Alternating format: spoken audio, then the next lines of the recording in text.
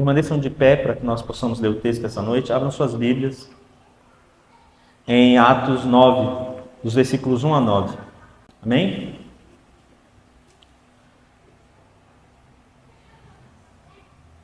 Saulo, respirando ainda ameaças e morte contra os discípulos do Senhor, dirigiu-se ao sumo sacerdote e lhe pediu cartas para a sinagoga de Damasco, a fim de que, caso achasse alguns que eram do caminho, tanto homens como mulheres, os levasse presos para Jerusalém.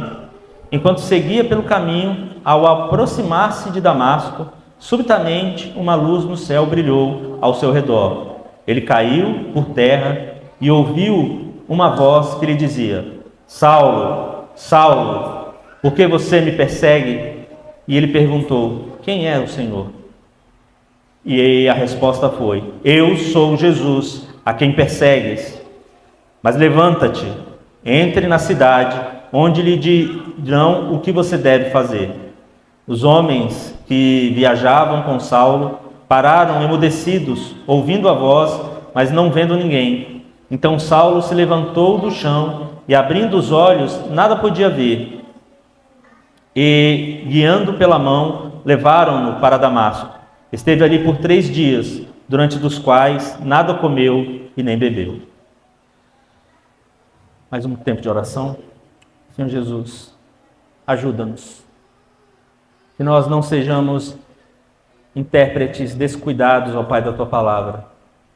E que os nossos corações estejam prontos, Senhor. Nós não venhamos a estar distraídos, mas que Teu Espírito conduza nossas almas para esse momento sublime diante da Tua Palavra. É o que pedimos em nome de Jesus. Amém. Podem sentar. Esse, sem dúvida, é um momento, digamos, épico da carta de Atos. Momento explosivo, digamos assim, né?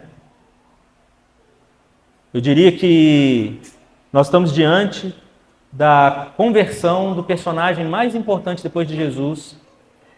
Não, acho que não só em relação ao Novo Testamento, mas em relação a toda a Bíblia.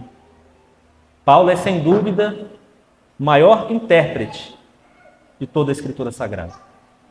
Acho que nenhum teólogo, nem mesmo Calvino ou Agostinho poderia ser comparado a Paulo. E de fato não são, né? É importante que nós saibamos que os homens que interpretaram a Bíblia, teólogos como Calvino, como o próprio Agostinho, foram homens importantíssimos, mas eles não eram inerrantes. Paulo foi um desses homens que a sua produção teológica é inerrante. Aquilo que ele escreveu se tornou escritura sagrada. Importante que nós saibamos que no primeiro século toda a obra paulina já era tida como escritura sagrada pela igreja. Isso não foi fruto da ação romana. Amém? E não só por isso esse homem é importante. A própria história dele nos traz um entendimento bem adequado acerca do que é uma conversão genuína. É claro que nesses primeiros 9 versículos aqui nós vamos ter muitas informações, mas nós temos informações iniciais que nos ajudam a entender o quanto um encontro genuíno com Cristo pode, de fato, levar um homem a mudar completamente o que ele pensa, pode mudar completamente a sua maneira de ser, mesmo quando ele acredita ser um servo de Deus. Então vamos dar seguimento. Eu gostaria de trazer alguns comentários sobre esse célebre personagem, o apóstolo Paulo. E é importante a gente entender que Lucas parece querer oferecer para nós um recorte, né? Se nós lembrássemos, ele já vem dando certa ênfase a gregos, a judeus de língua grega, né? Ele já vai citar, nós vemos lá aqueles 7 que são escolhidos como diáconos, e ele dá uma ênfase clara e justa, tanto a Estevão quanto a Filipe. Então nós temos outros 2 personagens que ganham aqui proeminência, e parece que o fato deles serem judeus de fala grega ou judeus da dispersão nós já explicamos, né? Eles são helenistas, eles são fruto da dispersão lá desde o período babilônico, quando o povo se dispersou. Então se formaram outras comunidades judaicas, né? E dentre elas, essas, não se fala necessariamente de onde veio Estevão, ou de onde veio Filipe. Mas o texto, como nós já lemos anteriormente, como os pastores já vinham trazendo, esses homens estão lá no contexto de comunidades judaicas fora de Jerusalém, fora do território da Palestina. Mas esse recorte é sem dúvida proposital. Lucas quer apresentar um personagem importantíssimo à igreja, narrar sua história e nos trazer o entendimento do quanto foi impactante e do quanto foi profundo o encontro desse homem com a pessoa de Jesus.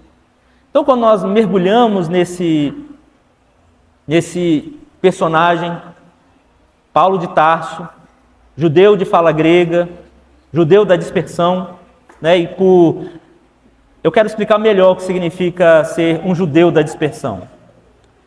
Para isso, você precisa entender o contexto do Antigo Testamento, principalmente os últimos livros, né, do Antigo Testamento, onde todas aquelas profecias trazidas sobre o exílio babilônico pelo profeta Jeremias, por Isaías e por tantos outros profetas,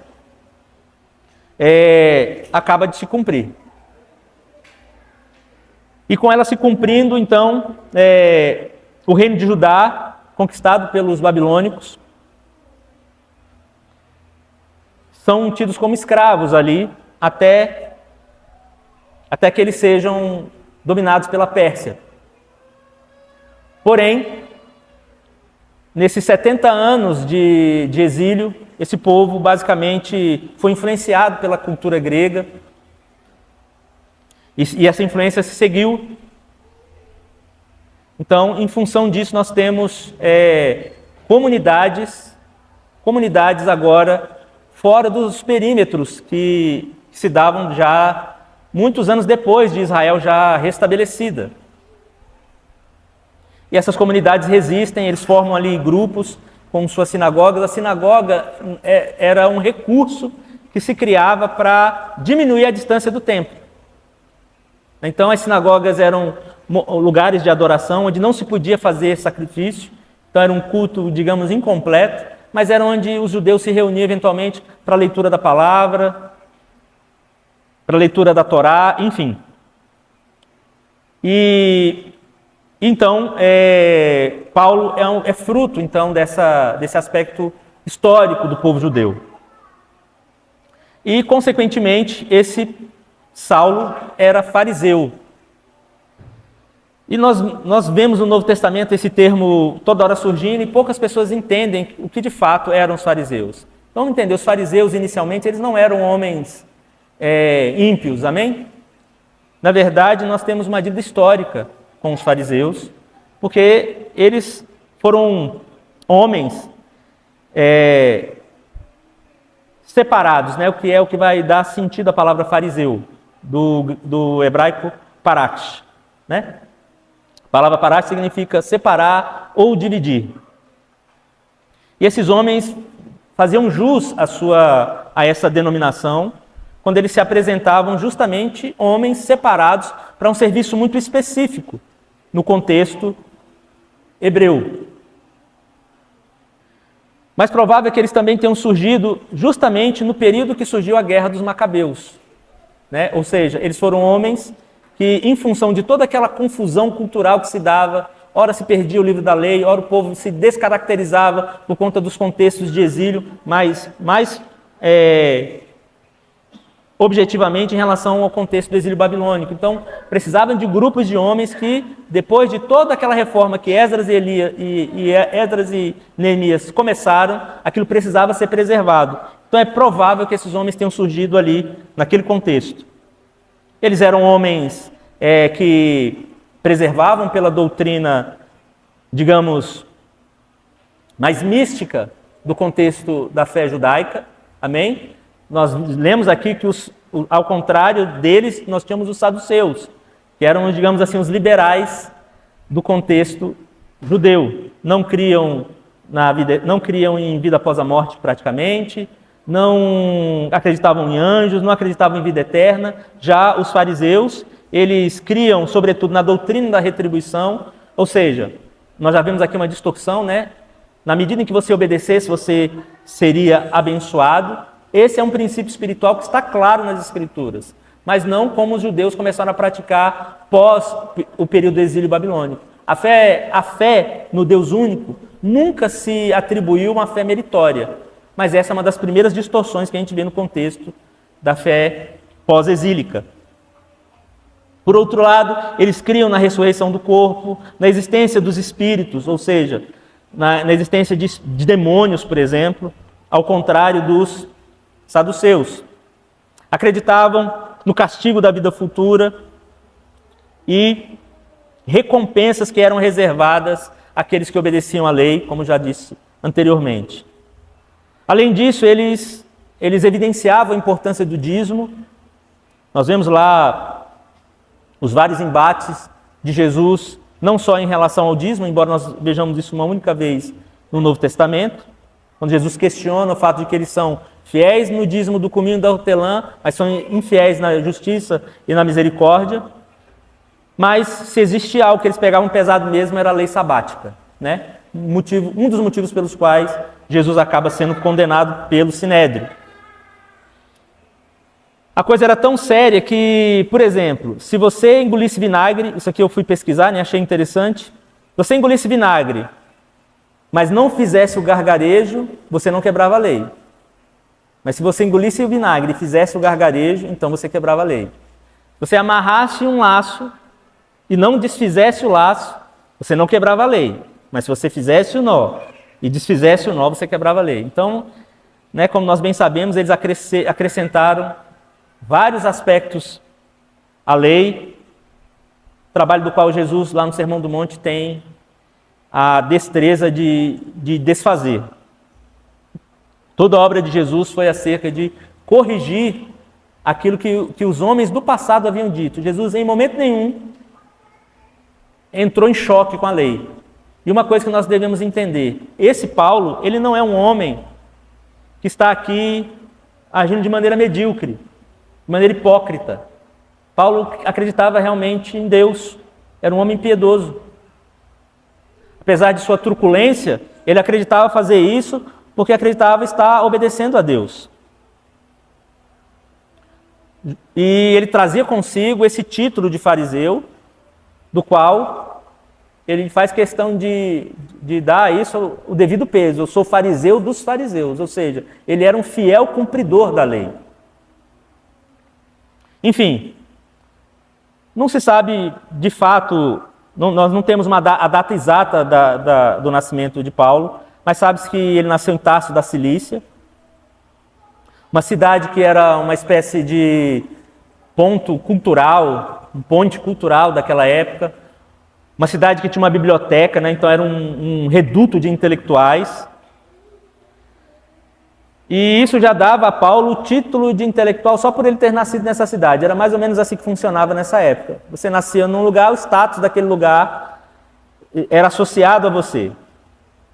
Como nós bem vimos, cidadão romano, Paulo provavelmente herdou a cidadania romana, porque o pai, como aquele que costurava tendas, e a gente entende que o pai dele também costurava tendas, porque você recebia o ofício do pai naquela época. E ele provavelmente costurou tendas para as legiões romanas, e provavelmente o pai recebeu a cidadania do imperador. Enfim, mas o mais importante aqui era o fato de que Paulo, aqui pelo menos nesse contexto, era o zelo de Paulo, né? Pela sua relação com a fé hebraica. É um homem que faz questão de apresentar lá em Romanos 1, em Filipenses, e até aqui mesmo no livro de Atos, lá na frente ele vai tratar de que ele é circuncidado ao 8º dia, da tribo de Benjamim, né, dando uma notoriedade bem evidenciada à sua origem. Outro aspecto importante é que não só isso, não bastava ele ser judeu da tribo de Benjamim, circuncidado ao 8º dia, mas ele foi educado aos pés de Gamaliel, um importante líder judeu nesse contexto, neto de Hillel, um dos mais considerados rabinos na cultura judaica, naquele contexto, antes dessa época, né? Nós não temos muito sobre Hillel aqui no primeiro século. Muitas informações na Bíblia, pelo menos, nós não temos muitas informações, mas no contexto judeu, tanto Hillel como Gamaliel vão ganhar certa proeminência. Falavam aramaico e, com certeza, o latim. Mas, enfim, considerando todos esses aspectos, nós podemos afirmar que ele possuía, assim, não só status, mas recursos. Ele era um homem rico. Então, esse homem tinha todos os motivos para argumentar sua arrogância, sua soberba, tanto social, quanto étnica, como intelectual. E ele, com certeza, fez uso disso contra a igreja. O fato dele ser cidadão romano dava a eles algo que inflava, certamente, o ego de Paulo. Por exemplo, ele tinha garantia de um julgamento perante a César, que podia ser exigido apresentando sua cidadania romana como um extra, né? Por exemplo, isso vai acontecer mais adiante, quando ele é julgado pelos fariseus e ele apela a César, né? Então ele faz uso do seu direito a ser ouvido por César. Imunidade legal de açoites ante a condenação, isso no caso em Roma, por ele ser cidadão romano, ele não poderia ser açoitado. Ele foi açoitado pelos judeus, mas não em Roma. Não poderia ser submetido à crucificação. Né? Paulo, então, morre degolado e não crucificado, porque, acima de tudo, a crucificação era para a pior raça de marginais possíveis, pelo menos segundo o julgamento de Roma, do qual Jesus, infelizmente, foi exposto. Aí você vai ver Pedro morrer crucificado de cabeça para baixo, porque ele não tinha cidadania romana para argumentar. Quando você vê outros personagens entre os mártires não morrerem crucificados, é porque provavelmente eles eram romanos, já que eles não morriam crucificados. Mas a crucificação era sempre reservada para aqueles que recebiam de Roma o pior julgamento. Sem dúvida, então, esse é um homem intrigante. Um homem, às vezes você compara Moisés a Paulo, né? Paulo tem todo o acesso ao conhecimento, informação, tanto da cultura romana quanto da cultura do contexto grego e também da cultura hebraica, assim como Moisés no Egito. Senhor de toda a ciência, mas aquilo foi proposital na vida de Moisés, assim como isso mais adiante terá uma utilidade absurda no ministério de Paulo.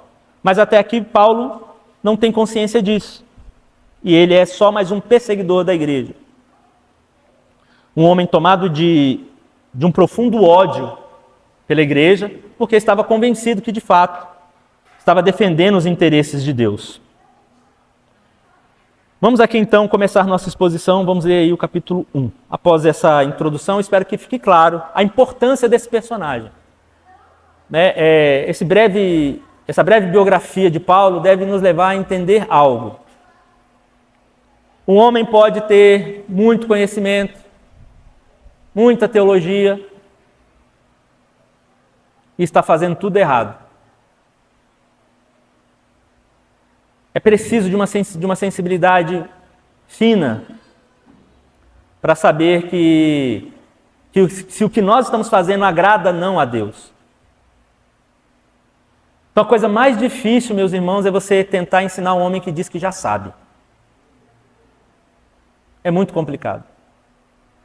Eu tenho na minha experiência alguns homens que participam continuamente da minha formação, onde eu curvo a minha cabeça diante dos cabelos brancos deles, alguns nem têm cabelos brancos, e eu me coloco diante deles como alguém que está disposto a aprender. Essa semana eu fui ver um dos meus mentores, o pastor Ayrton, e é sempre um tempo maravilhoso, sabe? Nós temos nossas diferenças teológicas, né? Mas quando eu estou lá, eu estou diante de um mestre. Estou diante de um homem que me ama, de um homem que vai falar que eu estou errado, se eu estiver errado. E se ele falar que eu estou errado, eu curvo minha cabeça, Fala amém, pastor. Ele não foi o homem que me ordenou. Nós compartilhamos de contextos, de tradições diferentes, mas eu me coloco diante dele como se ele fosse o único responsável pela minha formação. E eu me sinto muito abençoado por isso. E é claro que eu tenho outros homens dos quais eu comungo, que são recursos para que eu possa buscar conhecimento, né? Principalmente no contexto de aconselhamento. Quando me falta habilidade, eu tenho que ter a quem consultar. E eu nunca me coloco diante desses homens como se eu já soubesse. Então, existe um aspecto aqui em Paulo. Paulo era um desses homens que achava que sabia. Um homem que achava que seu status intelectual, seu status religioso, seu status étnico, seu status religioso, seu status financeiro, lhe garantiria poder falar em nome de Deus. E, como nós bem sabemos, eu vou usar uma terminologia, essa terminologia não é ideal, né? Mas ele caiu do cavalo. Paulo não caiu do cavalo, né? Ele caiu em terra. O texto não fala que ele estava montado no cavalo. Os outros estavam no cavalo, ele não. Mas, como essa anedota é tão comum, nós vimos um Paulo, então, agora submetido à soberania e ao poder de Cristo. Vamos ler o primeiro versículo, então. Saulo, respirando ainda ameaças e morte contra os discípulos do Senhor, dirigiu-se ao sumo sacerdote. Versículo 2. Ele lhe pediu cartas para as sinagogas de Damasco, a fim que, caso achasse alguns que eram do caminho, tanto homens quanto mulheres, os levasse preso para Jerusalém. Então, nesse ponto aqui, a igreja está em expansão, né? A igreja realmente, assustadoramente cresce. E agora ela tem inimigos declarados. Até aqui, até o martírio de Estevão, o judaísmo não tinha se levantado de forma violenta contra a igreja. Mas a partir da morte de Estevão, então, nós temos o que nós vimos aqui, uma dispersão. Muitos irmãos vão para outras comunidades, e esses irmãos que vão para outras comunidades, o primeiro contato que eles têm são com sinagogas judias. E o que começa a acontecer lá? Os judeus dessas sinagogas da dispersão começam a se converter. Isso se torna um grande problema para o judaísmo. Se torna um grande problema para a casta sacerdotal judaica.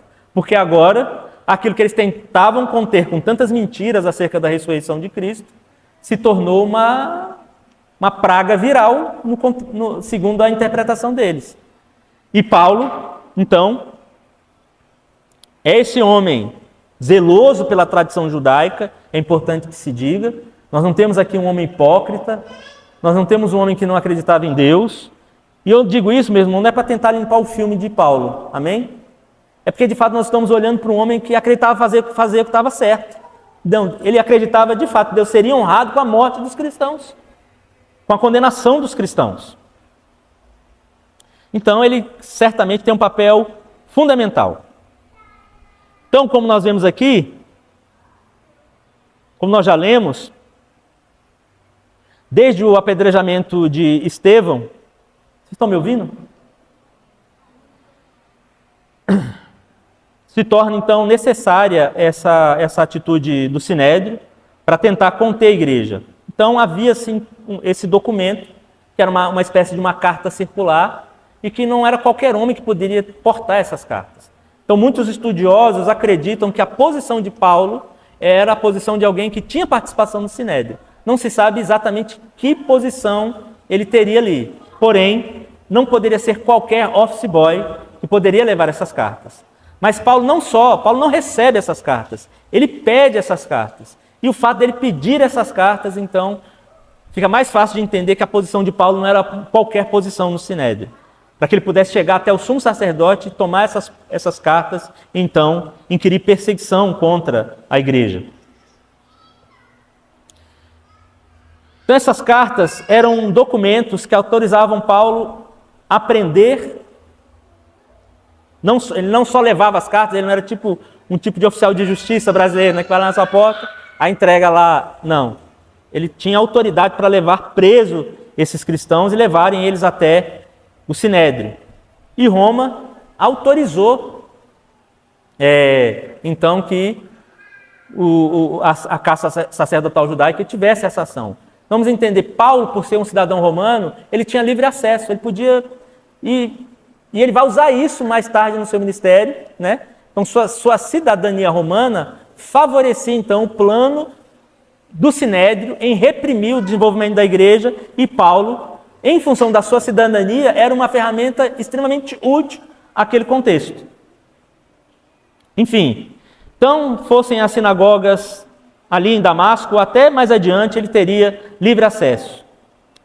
Enfim, isso significa que Paulo tinha poder. Entenda, Paulo não chegou, o texto não fala que Paulo chegou a matar alguém, mas ele tinha o direito, ele tinha a autoridade para acusar aqueles como hereges, esse não seria talvez o termo, mas como traidores do contexto judaico. Enfim, aquele contexto estava nas mãos de Paulo. Ele poderia decidir o destino de homens e mulheres ali naquele contexto. Isso significava que ele poderia condenar muitos à morte, embora a morte não tenha havido, de fato, da morte das mãos de Paulo. Muitas pessoas morreram em função do serviço que ele acreditava estar prestando a Deus. Enfim,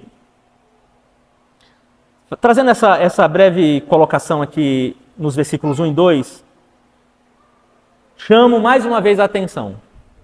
Cuidado com uma coisa, não há como fazer a coisa certa da maneira errada. Amém, igreja? Não existe isso no reino de Deus.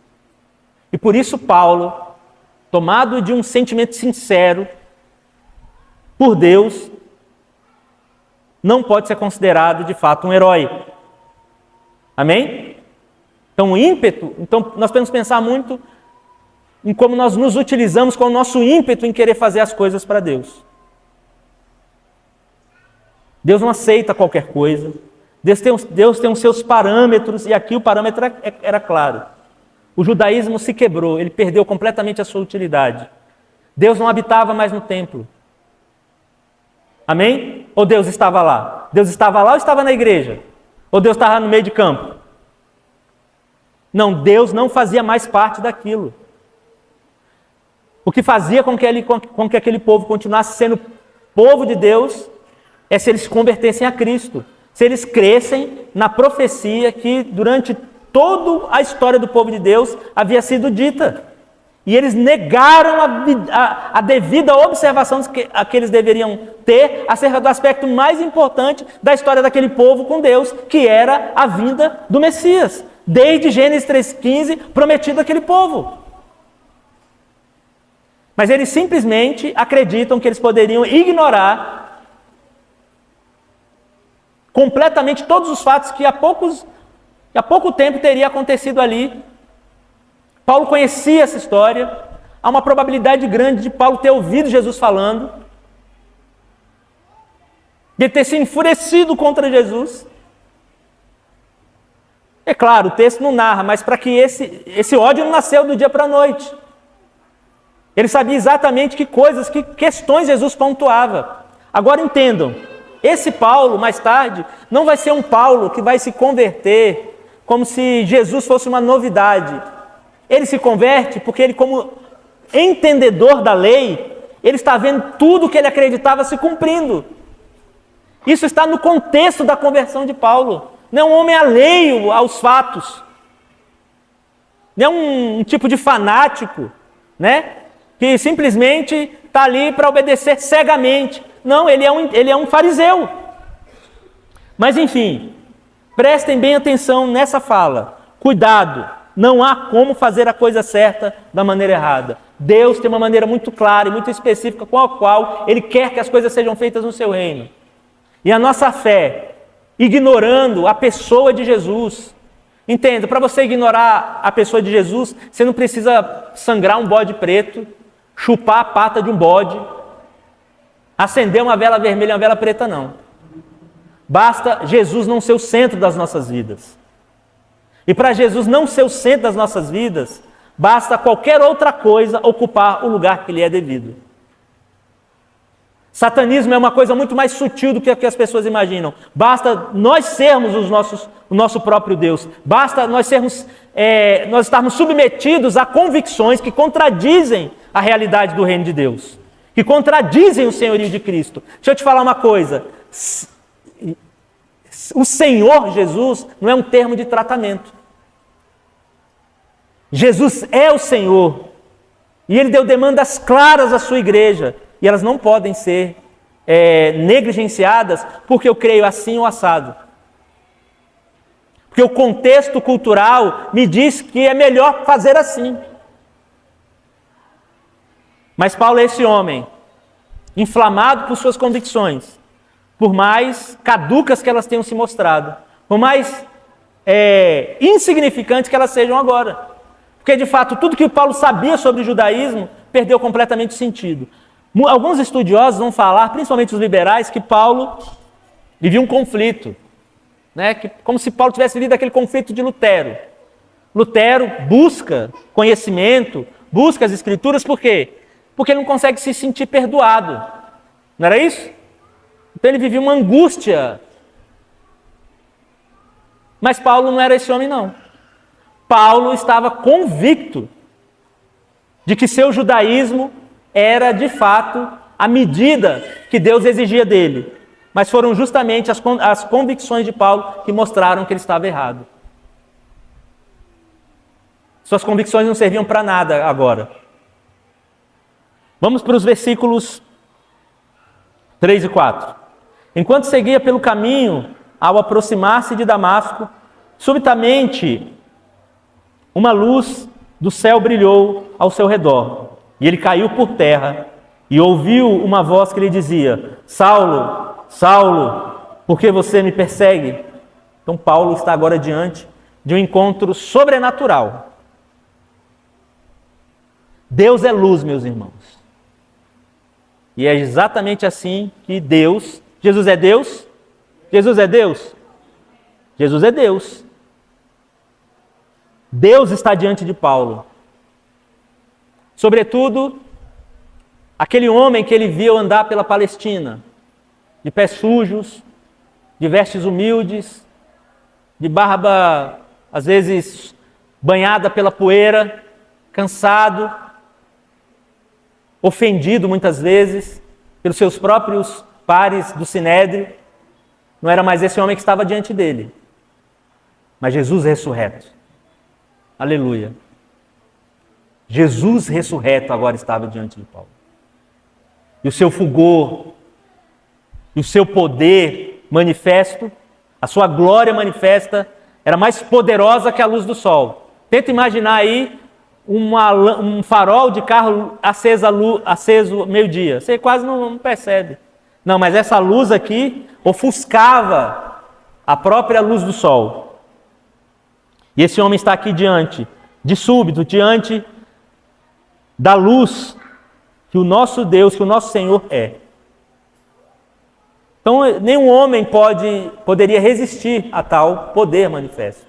Mas deixa eu dizer uma coisa para você. Se a sua conversão não lhe traz essa mesma experiência, não de ver uma luz, mas de saber que essa luz habita em você agora, eu diria que você precisaria repensar a sua conversão. Se existe algo para mim, meus irmãos, que é marcante, que toda vez que eu volto lá atrás, me constrange, me comove, foi o exato momento em que eu declarei Jesus como Senhor da minha vida. Como esse momento foi a coisa mais poderosa que eu conheci na vida. Nada pode se comparar. E vou dizer mais, o que dizem sobre o primeiro amor não é verdade. O fogo que queimou lá, que queima até agora, e há de queimar até o dia que ele voltar. Nunca foi menor. E é exatamente isso que a gente vê na vida de Paulo. A gente tenta romantizar. Lá no texto de Efésios, o primeiro amor não é aquele sentimento emocional do novo convertido, não. É porque ele é o primeiro. Ele é o primeiro amor. Não, se esse sentimento que se deu um dia na sua vida lá diminuiu, pense bem. Porque em Paulo não diminuiu. Quando você vai lendo a história de Paulo, isso só cresce. Isso só aumenta. E aumenta tanto que ele se vê disposto a dar a vida por isso. Então você quer uma certeza da sua salvação?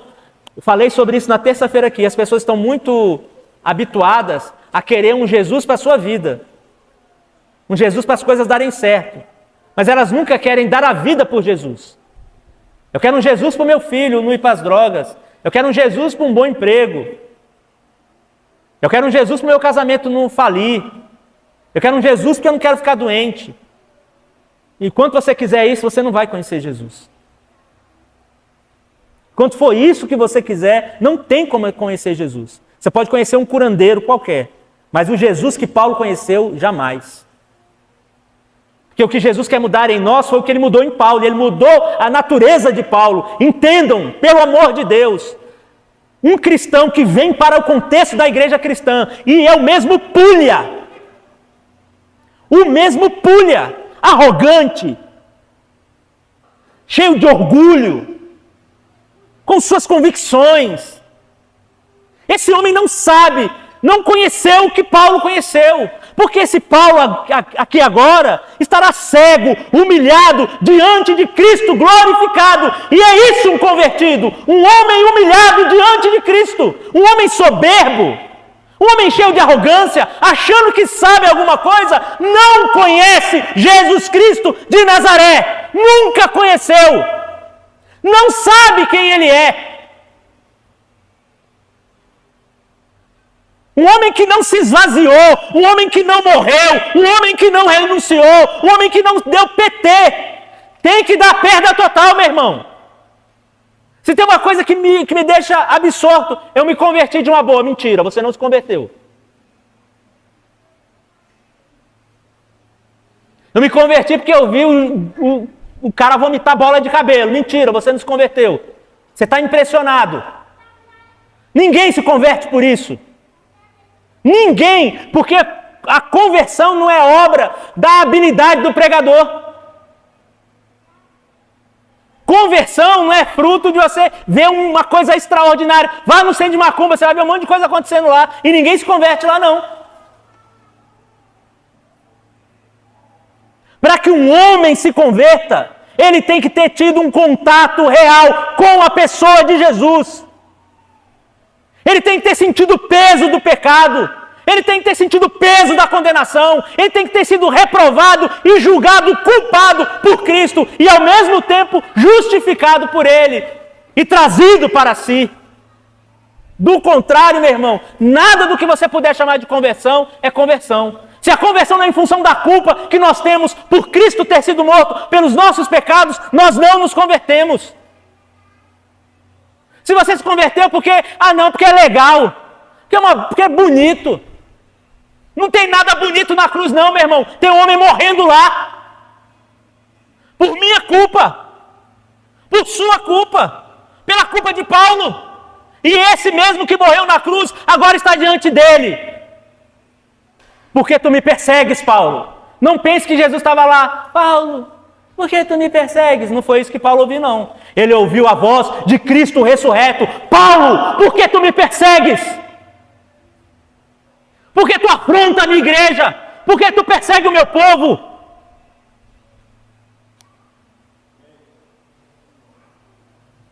Nenhum homem que não ouviu essa voz se converteu. Ela tem que ter gritado aqui dentro e falado: você é culpado, filho. E você precisa se arrepender. Você precisa se arrepender da religião que você criou para você. Porque se existe um pecado que nós carregamos, foi a religião que nós criamos para nós. Onde nós chamamos de Deus algo que não é Deus. Onde nós criamos um Deus para nós. Um Deus bonitinho, embonecado. Um Deus que não pode exercer sua ira. Um Deus que não pode fazer justiça. O Deus bonzinho que você criou, sabe onde é que ele está? Lá no centro de macumba, lá no catolicismo. Aqui não existe esse Deus. Aqui nessa Bíblia não existe esse Deus. Existe um Deus justo, reto, santo e soberano. E sua bondade e soberania não podem ser questionados. As nossas convicções são lixo perto dele. assim como eram as de Paulo. E as de Paulo eram muito melhores do que a maioria de nós. Mas porém esse Saulo, entenda, Saulo não se tornou Paulo, amém? É só um nome em grego que agora está sendo lido em hebraico. Amém? Essa não foi a transformação de Paulo. Ele deixou de ser um religioso estúpido e se tornou um discípulo de Jesus. Foi isso que ele se tornou. Porque ele era estúpido quando tirar a pessoa de membros da igreja, de pessoas convertidas a Jesus, isso é um sinônimo claro de estupidez. Porque ele se julgava de fato superior a essas pessoas por conta de todos os contextos que foram citados aqui no começo. Por conta de sua etnia, por conta de sua formação intelectual, por conta de seu status social, quanto cidadão romano. Versículo 5. E ele perguntou: Senhor, quem é você? Vamos entender uma coisa. Paulo, certamente, estava diante de um evento que ele pode ter julgado inicialmente como uma epifania. Ele sabia que o que estava diante dele era uma manifestação do divino. Entendam, essa luz que Paulo viu não deixou que ele percebesse quem estava lá. Mas adiante ele entende, ele percebe quem é. Essa luz é por conta da glória de Cristo. É isso que envolve a pessoa de Cristo. Amém? Mas Jesus ainda o responde. Eu sou Jesus, a quem você me persegue. Então Saulo dificilmente usaria o termo Senhor se ele não soubesse que ele estava diante de uma epifania. E a palavra epifania significa uma manifestação do divino. Uma manifestação visível de Deus. E é justamente assim que ele se coloca. Deslumbrado. Absorto. Mas ele estava agora diante de Cristo ressurreto. Eu queria, meu irmão, ver o que Paulo viu. Eu não precisei, graças a Deus, né? Não precisei. O que falou por meio da palavra se compara a essa luz, mas ela está aqui dentro. Mas eu quero que vocês entendam, Paulo foi nocauteado pela graça. Mas haverá um dia que nós não vamos ver só uma luz. Nós vamos ver ele sentado naquele trono. Na última reunião na casa do pastor Rodrigo, eu perguntei isso para a igreja, e tenho falado aqui algumas vezes. Você crê mesmo que Jesus está sentado naquele trono? Igreja, presta atenção no que eu estou falando. Você crê que Jesus está agora sentado naquele trono, ouvindo o nosso culto, recebendo o nosso culto? Se você não crê, você pode ir embora. Porque aqui estarão pessoas que creem nisso. Precisam estar homens e mulheres aqui que creem nisso como Paulo creu. É disso que se faz a igreja. Não é de alguém que precisa de uma religião de favor. Aqui não se faz despacho. Aqui se crê que, assim como Paulo creu, e isso mudou a natureza de Paulo, por isso Paulo não pôde mais ser o mesmo, porque ele creu que aquele que se revelou a ele em glória é aquele que criou o mundo, é aquele que criou o universo, é aquele que tem nas mãos todo o poder. Mas muitas vezes nós estamos com um discurso religioso na boca, mas não é bem isso que nós cremos. Basta nós pensarmos como nós tratamos a igreja. Muitas vezes nós somos mais homicidas do que Paulo, que tratamos a igreja com desleixo e com descaso. Mas esse homem, quando ele creu na igreja, ele deu a vida por ela. É maravilhoso saber que Paulo tinha dores de parto, de amor pela igreja. Aí você vê aí os pentecostais, não sei se alguém lembra disso. Chegava no culto, o cara dava, ai! Que ele estava tendo dores de parto pela igreja. Ninguém nunca viu isso, não? Ixi, eu vi isso milhares de vezes. Ele era tão espiritual que ele podia sentir as dores que Paulo sentiu. Patético, é ridículo. Mas uma coisa é certa, nosso coração deveria estar muito mais entregue a isso que Deus nos permitiu ser. Porque esse homem, quando se percebeu parte disso, ele considerou todas as coisas esterco pelo conhecimento do Filho de Deus. Todas as outras coisas que Paulo tinha, sua cidadania romana, seu status religioso, seu status social, tudo isso foi lixo. Enquanto algumas pessoas querem a igreja para terem essas coisas, Paulo abraçou a igreja e jogou todas essas coisas fora, porque tudo isso era lixo para ele. E é lixo, são coisas. Nós não precisamos de coisas, nós precisamos de Cristo. Cristo pode nos dar coisas, aquele julgar necessário, não simplesmente porque eu quero. Mas esse homem, vendo Cristo ressurreto e glorificado, as coisas se tornaram lixo para ele.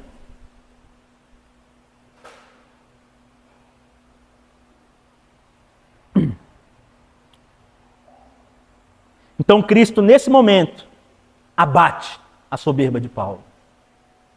Pensa numa luta, em um belo nocaute. Nos primeiros segundos, é claro. Paulo não teria como resistir, porque a graça é irresistível mesmo. Entendam, meus irmãos, quanto mais nós tentamos argumentar de que o homem pode resistir a Deus, mais ignorante nós nos fazemos. Esse homem tinha todos os argumentos para falar, você não é o Messias. Ele conhecia a lei, ele estava amparado pelo Sinédrio, mas ele não pôde resistir uma verdade. Quem estava diante dele foi aquele que venceu a morte. E suas convicções se tornaram lixo. Ele não tenta argumentar. Depois disso, você não vê Paulo uma vez se questionando, pelo menos o texto, até que narra a história dele biblicamente, não trata de nenhum dilema de Paulo. Ele, a partir dali, ele está convicto. Eu fui chamado para pregar aos gentios. Eu fui chamado para conduzir a igreja. Eu sou um cooperador, um copastor de Cristo. Ele não duvida disso.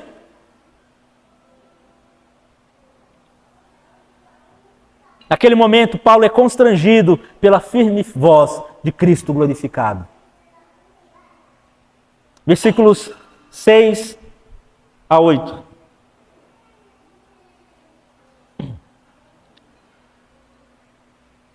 Mas levanta-te.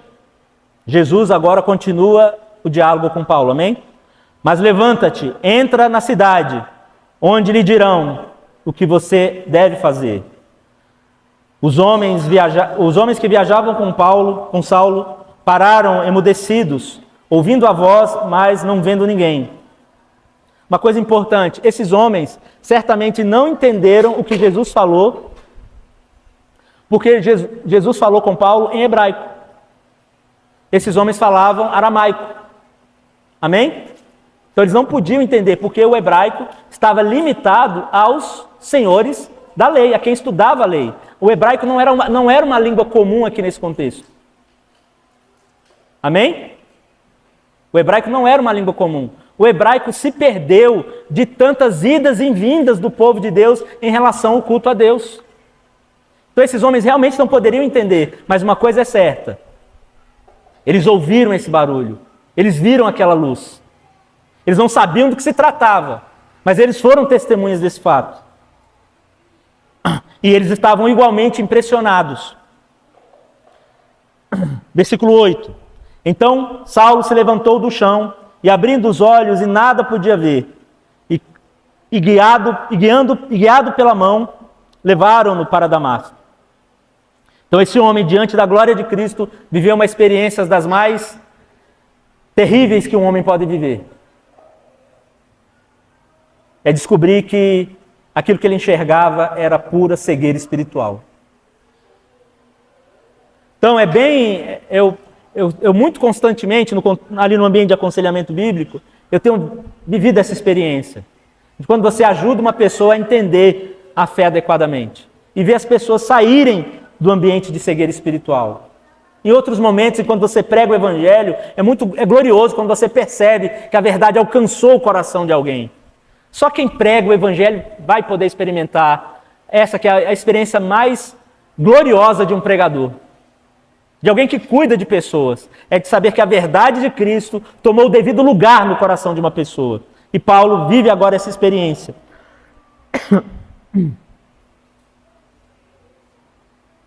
Diante desse evento miraculoso, na sua tentativa de subjugar a igreja, que nós temos agora um homem carregado, humilhado e cego. A fúria de Saulo foi subjugada. O Senhor desarmou Saulo. Acabou. Toda e qualquer resistência. É maravilhoso isso. É maravilhoso saber que a partir daqui Paulo não tem nenhuma ação contra a igreja, nenhuma ação contra Jesus. E quantas vezes as pessoas estão na igreja agoniadas, em dúvida. Meu irmão, é a coisa mais comum para mim como pastor é ver pessoas em dúvida sobre Jesus. Ah, mas elas não estão falando que Jesus não existe, é claro. Mas a sua confiança está quebrada pelas circunstâncias da vida. Deixa eu te falar uma coisa. Jesus não deixou de ser Jesus porque seu filho está doente. Jesus não deixou de ser Jesus porque o seu casamento tem problema. Jesus não deixou de ser Jesus porque você, sei lá, está quebrado financeiramente. Jesus continua sendo o mesmo Jesus. Seja prudente com as suas finanças. Seja prudente com a sua saúde. Seja prudente com o seu casamento. É isso que o Espírito Santo nos capacita a viver. A questão é se nós estamos dispostos a responder como esse Paulo respondeu. Um homem que encontrou em Cristo um motivo para viver e um motivo para morrer. Um homem que tem sua natureza de fato transformada. Mas um homem que não é negligenciado a ele a humilhação diante de Cristo. O se perceber cego diante de Cristo. O se perceber derrotado por Cristo. O se ver vencido por Jesus. A oração mais gloriosa que nós deveríamos fazer, Senhor, me vence. Me vence, Senhor. Vence a minha soberba, vence a minha arrogância. Essa é a oração que nós devemos fazer todos os dias. Embora Paulo não tenha feito essa oração, ele sofreu o impacto dos efeitos de se ver agora cego e humilhado. E agora o perseguidor implacável foi vencido. Versículo 9. Esteve 3 dias sem ver e durante os quais nada comeu e nada bebeu. Ironicamente, nós vemos aqui esse homem que teve que se fazer cego para enxergar a verdade. Quero partir para as nossas aplicações, meus irmãos. Quero te fazer uma pergunta. Você tem enxergado a verdade? Quando você, meus irmãos, é glorioso quando você está envolvido pela verdade do Evangelho.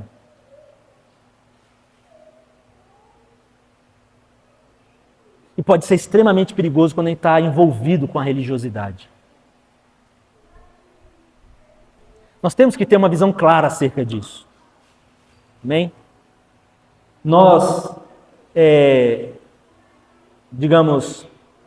dialogamos com uma palavra muito perigosa, tradição. Hoje nós falávamos aqui da patrística e do perigo que pode ser o olhar exagerado sobre esses homens. Lembra quem está fazendo teologia básica? Muitos desses homens foram incríveis, outros foram um problema para a igreja. Porque esses homens estavam empenhados em manter a tradição. E muitos, hoje no nosso ambiente, vivem uma fé tão exclusivista quanto a fé de Paulo. Ou seja, eles são a igreja. Eles são a única igreja. Nem para mais, nem para menos. Eu não devo ser negligente quando eu percebo o erro. Mas eu também não devo acreditar que eu sou perfeito. Não existe uma igreja perfeita. Existe a verdade do Evangelho. E essa sempre deve ser a régua. Amém? Essa sempre deve ser a régua. Nós nos relacionamos com irmãos de outras tradições, Mas nem por isso nós nos colocamos como melhores do que ninguém. Agora, quando o erro aparece, eu não posso aceitar. Porque se eu aceito o erro, eu estou sendo conivente com uma deturpação da pessoa de Jesus. Quando a igreja é deformada, a imagem de Jesus é deformada. A igreja precisa parecer com Jesus. Amém? Então a cegueira espiritual, meu irmão, pode ser uma realidade muito mais presente nas nossas vidas do que nós imaginamos. A busca de Saulo em perseguir a igreja deixava claro o quanto ele estava cego. E eu quero que você pense essa noite, o que ainda não permite você enxergar?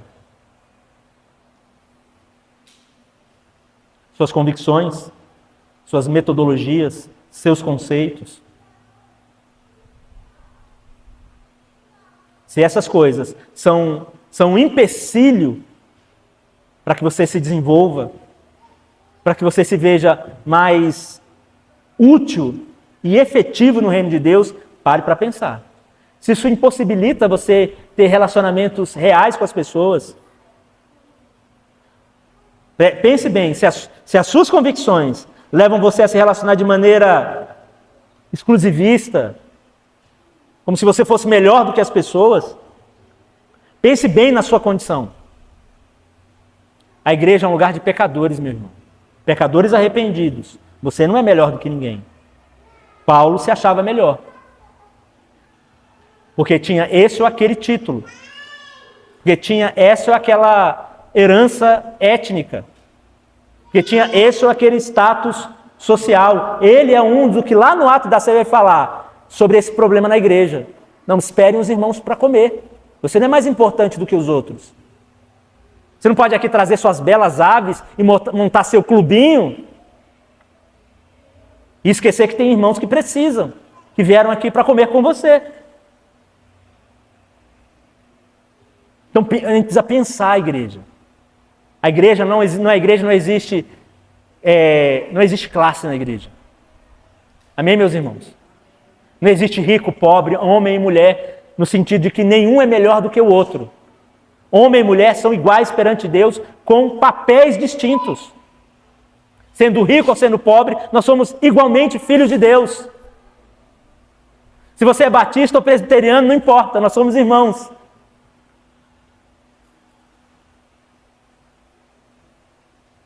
O irmão lá da Assembleia é nosso irmão.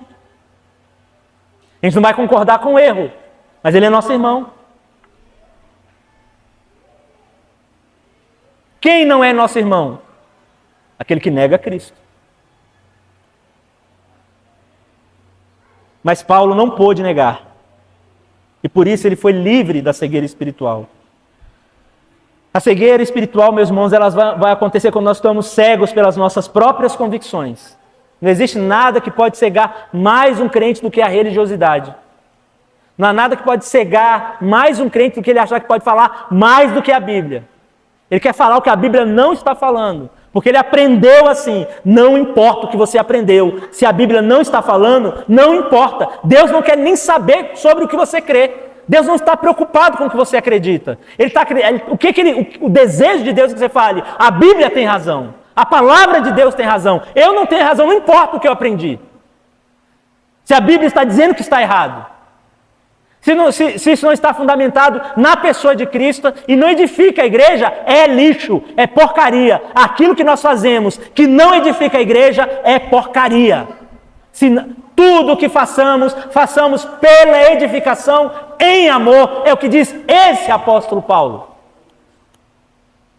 Se aquilo que você está fazendo é porque você acha, é porque você considera, é porque você acha mais fácil, é porque funciona, não importa. É lixo. O que importa é o que a Bíblia está falando. É o que a Bíblia diz que é funcional. E muitas vezes a Bíblia não vai dar o caminho mais fácil. Porque a facilidade nos cega. O pragmatismo nos cega. A religiosidade nos cega. Esse homem só pôde ser livre da cegueira espiritual quando a luz de Cristo refletiu sobre os seus olhos. Então não há como um homem ou uma mulher de Deus ser de fato livre da cegueira espiritual se ele de fato não teve um encontro pessoal e real com a pessoa de Cristo. Entenda, não é saber sobre teologia, não é saber sobre doutrina. É ter Cristo como centro da minha vida. É ter como a coisa mais importante da minha existência. Meu casamento é importante. Eu amo minha esposa, mas ela sabe, desde o momento que eu me converti, eu amo mais a Deus do que você, minha filha. Eu amo Jesus, eu amo você. Mas entre você e Jesus, eu fico com Jesus. Se amar você depender de eu trair Jesus, você já foi. Ela ficava com raiva de mim, que ela não era convertida ainda. Ela não entendia. Mas é a maior declaração de amor que um homem pode fazer para uma mulher. Porque se ele ama a Cristo, ele nunca vai ser um mau marido. A mesma coisa uma esposa. Quando essa esposa ama a Cristo, ela vai ser a melhor esposa do mundo, porque ela sabe que não tem a ver com o marido, tem a ver com Jesus. Que é o que ela deve a Ele. Que faz parte da aliança dele com ela. De fazer desse marido alvo da graça, que é transmitida a partir da vida dela, e na mesma proporção o marido.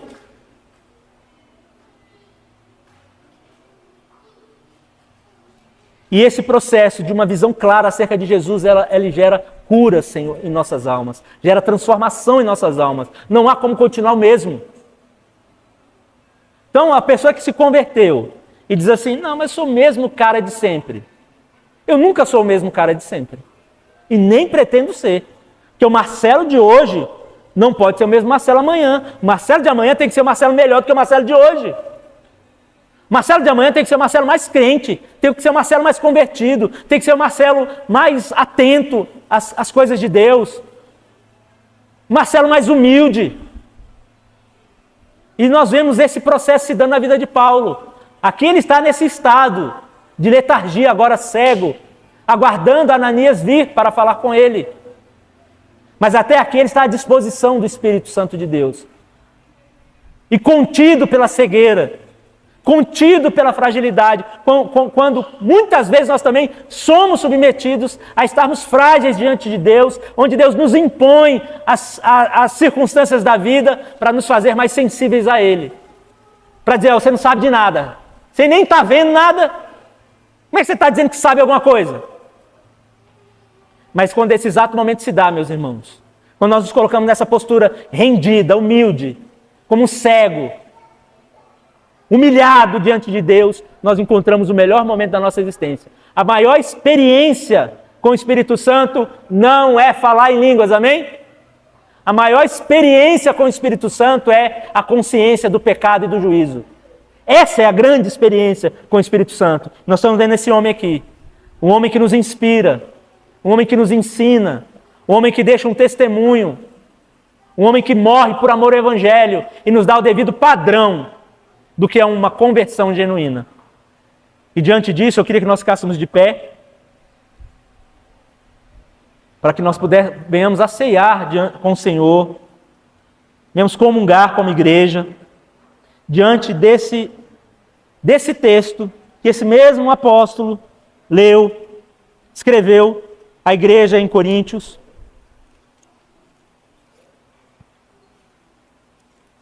Esse homem que merece nossa honra, nosso respeito, mas que certamente não deve ser adorado, é claro. E é assim que nós tratamos os grandes homens e as grandes mulheres da Escritura. Reconhecendo seu papel, reconhecendo a utilidade que eles têm na nossa formação, na nossa maturação como cristãos, mas certamente, Paulo é um desses homens, que é o tipo de homem que eu quero ser quando eu crescer. Impossível ser como Paulo, mas esse desejo tem que estar no nosso coração. Pastores, seja Cardoso, Henrique, Gustavo, Rodrigo que não está aqui, quem pretende ser pastor. Nós temos Jesus, é claro, mas Paulo diz para olhar para ele. Nós precisamos ser audaciosos como esse cara. Deixa eu te falar alguma coisa. Eu posso olhar para você? Com a certeza que eu vou estar imitando Jesus? Pois eu vou falar uma coisa para vocês. Podem olhar para mim, que vocês vão estar vendo Jesus. O dia que você não tiver, você pode ir embora. O dia que você estiver olhando para mim e não ver Jesus, você pode pegar, rasga a sua Bíblia e vai embora. Mas eu queria que você hoje, ceando, assumisse um compromisso como esse. Senhor, se as pessoas olharem para mim, elas vão ver Jesus. Porque o Espírito Santo me foi dado para isso. Não é arrogância não. A gente tem medo disso. de assumir um BO desse, mas você foi chamado para assumir esse BO. Das pessoas olharem para você e falar, caramba, Brena, não, Jesus. Tô vendo o cara. Ele é a cara do pai. É a cara do irmão mais velho. Não, a gente não pode ter medo disso. Não é arrogância, não. Nem é heresia, não. A questão é que nós somos covardes. Mas que hoje você tenha certeza que o exemplo de Paulo está aqui é para ser seguido. Não é porque é bonito. Não é porque é romântico. Não é porque é poético. E eu carrego essa fala sobre os meus ombros. Me imitem porque eu estou imitando a Cristo. É isso que um pai tem que fazer. É isso que uma mãe tem que fazer. É isso que um discípulo de Jesus tem que fazer. Olhem para mim porque eu sei que... Não é você me imitar. Imitem quem eu estou imitando. A memes. A mímica. Paulo, esse homem que desde a sua conversão é um homem que merece ser imitado. Antes não. Antes ele é um exemplo negativo. Mas depois da sua conversão, esse estado de humilhação, até isso precisa ser imitado. Um homem que se rendeu. E que diante da mesa do Senhor, hoje você possa, de fato, se render. E assumir um compromisso, de fato, com o Senhor. Queria que as irmãs distribuíssem os elementos, por favor.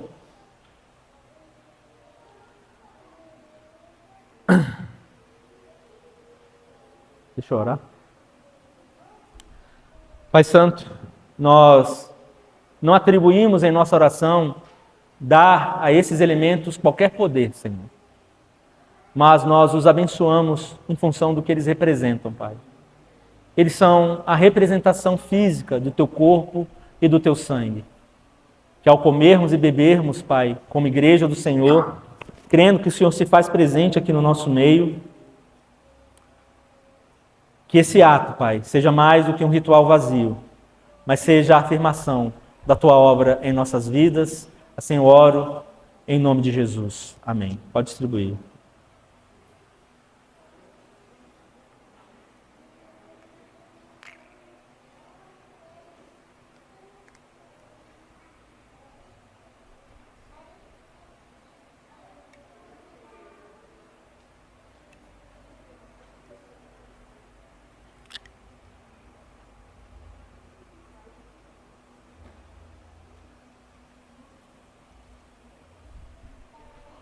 Pais,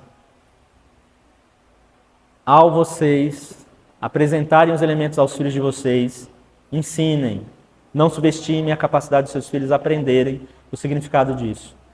Sejam carinhosos, sejam doces enquanto ensinam.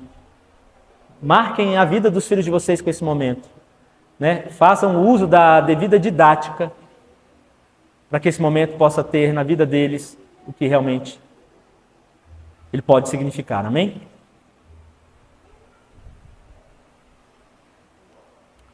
Porque o que eu recebi do Senhor, o que também lhes entreguei, que o Senhor Jesus, na noite em que foi traído, pegou o pão e, tendo dado graças, o partiu e disse: isso é o meu corpo que é dado por vós, façam isso em memória de mim. Senhor Jesus. Obrigado, Pai. Obrigado, Espírito Santo. Obrigado, Deus triuno, pela riqueza do que esses elementos representam. Obrigado, Senhor.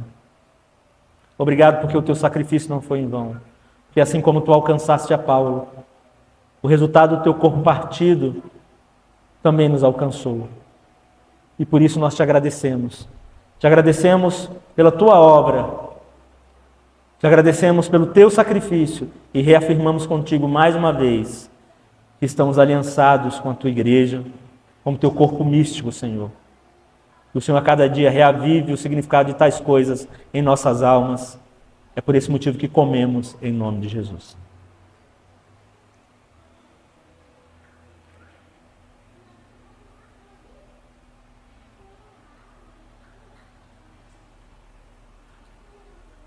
Do mesmo modo, depois da ceia, pegou também o cálice, dizendo: este é o cálice da nova aliança, do meu sangue.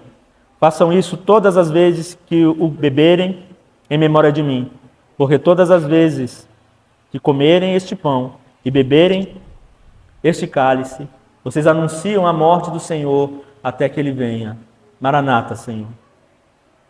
Nós te aguardamos. Permita-nos, Senhor, caminhar em fidelidade contigo, Tu que és soberano e que conduz nossos passos e nossas almas.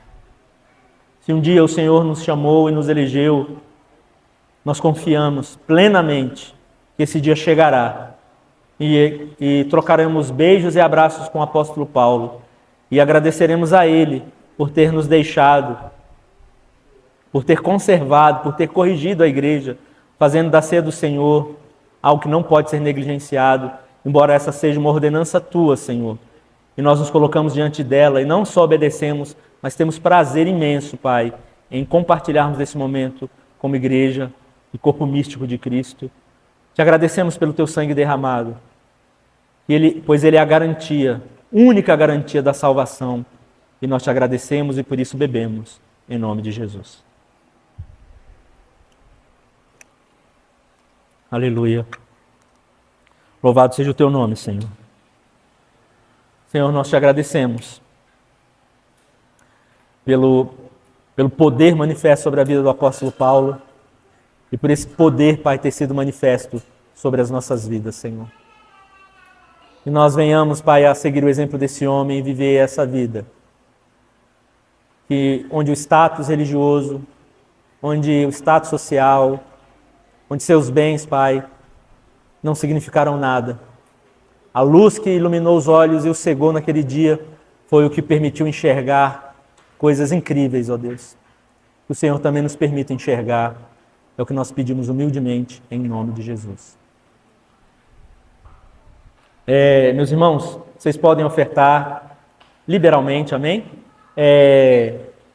Nós não temos o costume de dar palavra de oferta e não esperem isso de nós, vocês sabem o que fazer.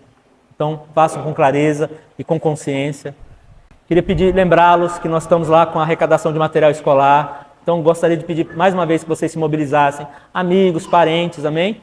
Nós também estamos lá fazendo a campanha para rifa da câmera, né? Mas nós precisamos melhorar nosso som. Só esse som aqui já tem mais de 20 anos. Então, está na hora de trocar. Então, você sabe o que tem que fazer, então faça.